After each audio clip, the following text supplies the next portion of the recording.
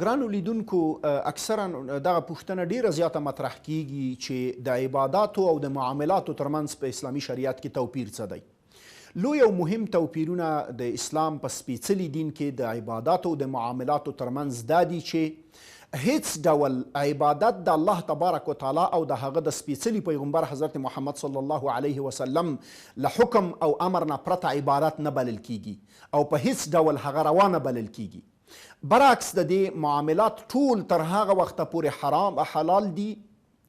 برعکس معاملات ټول حلال دي مګر هغه وخت چې هغه الله او رسول حرام بللی وي، او یا دا چې د معاملاتو په بهیر کې، د معاملاتو په درشل کې، د معاملاتو په جریان کې داسې یو شي ته لاس واچول شي چې هغه د حل یا د حلالوالي نه حرمت یا نارواوالي ته وباسي.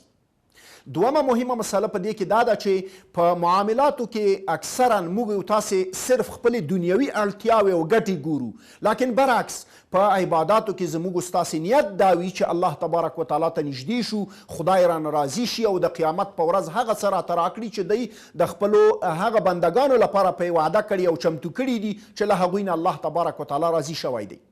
دریم او مهم توپیر دا دی چې اکثرا د عباداتو مفهوم، د عباداتو اساسی حکمت هر چاته او په هر ځای کې نه وي معلوم،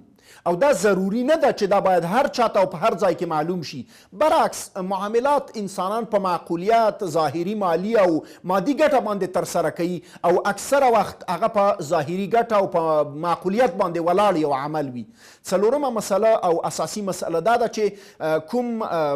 معاملات چې په اسلام کې ترسره کیږي هغه همیشه داسې نه وي چې په هغې کې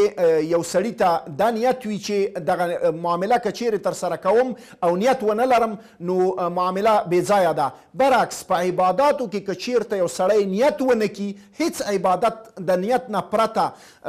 قبلېدو وړ نه دی او عبادت نه بلل کیږي. لکن په معاملاتو کې دی کولی شي چې د عبادت نیت ونه لري، لکن یوازې د دنیوي معاملاتو یا د انسانانو او د بندګانو ترمنځ د راکړې ورکړې د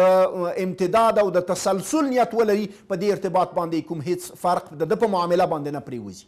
ګرانو لیدونکو، اوس چې کله د معاملاتو او عباداتو ترمنځ د اسلام د سپیڅلي دین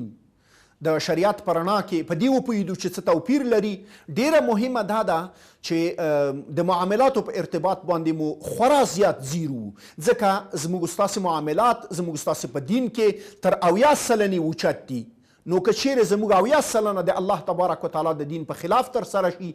ایمان ولرئ چې هغه څه مو چې په اسلام کې د اسلام د سپیڅلي دین تر رڼا لاندې ترسره کړي، پایله به یې هغه څه نه وي چې تاسې یې تمه لرئ. د افغانستان اسلامي بانک د بریا په لور.